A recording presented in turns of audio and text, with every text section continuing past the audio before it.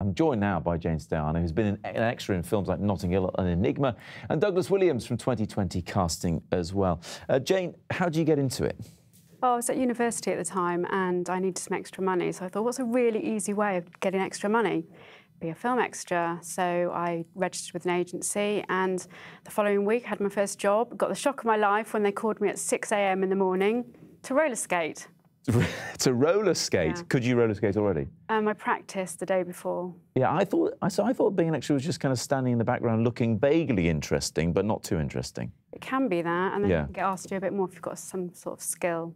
And pretty early on, you got into, well, a massive film, didn't you? Notting Hill. Notting Hill, yeah. Yeah, and has that been the favourite one you've worked on? Yeah, it was really good. It was really exciting. I sat just in front of Julia Roberts and Hugh Grant. I think you can see my left eyebrow in that film. OK, yes. It's very closely. A very distinctive eyebrow, I can tell. Douglas, what makes a person a good extra? If they're able to get up early, if they've got a good alarm clock. Yeah, I can do that. Jane will know. Tick that box. What else? Just a great attitude. Curiosity about the filmmaking process is a real bonus. But beyond that and reliability, it's anything really.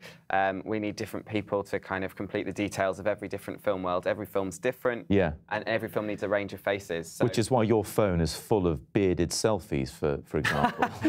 Yeah. Yeah, that was not your beard, by the way. A brief that we got for a film which needed a lot of bearded gentlemen for a period piece. I did end up with a phone that was inundated with beard selfies. At my own request, it was my own doing. Do you find that people are using it as a step up to perhaps be Hollywood stars? Because that's been used by big famous stars in the past. Sure. I mean, you hear rumours that Brad Pitt, Renee Zellweger, Sylvester Stallone, Clint Eastwood supposedly started as extras. I don't know what the truth is in that. I think, like with any opportunity, it's what you make it. Yeah. So people who come to set with a smile and they're reliable and they're happy and they work well, they're going to meet more people, they're going to be booked again, they're going to come back, and who knows what comes out of that. Like Nanette, who is a star in her own right, really, now, isn't she?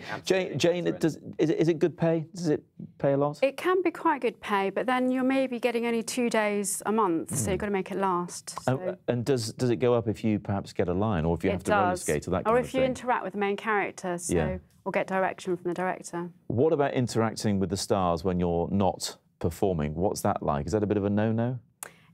We tend not to approach them, but if they come over and speak to us, Julia Roberts spoke to me. What did she say? She said that, yes, it's a real film. We were watching a film within a film. You know, it's when they're in the cinema. And I just said to someone next to me, is this a real film? And she said, it's a real movie. And I almost died on the spot. Julia Roberts is speaking to me. Who was perhaps a bit more difficult? I know you don't want to necessarily spill the beans, but I heard a certain director doesn't like extras messing around.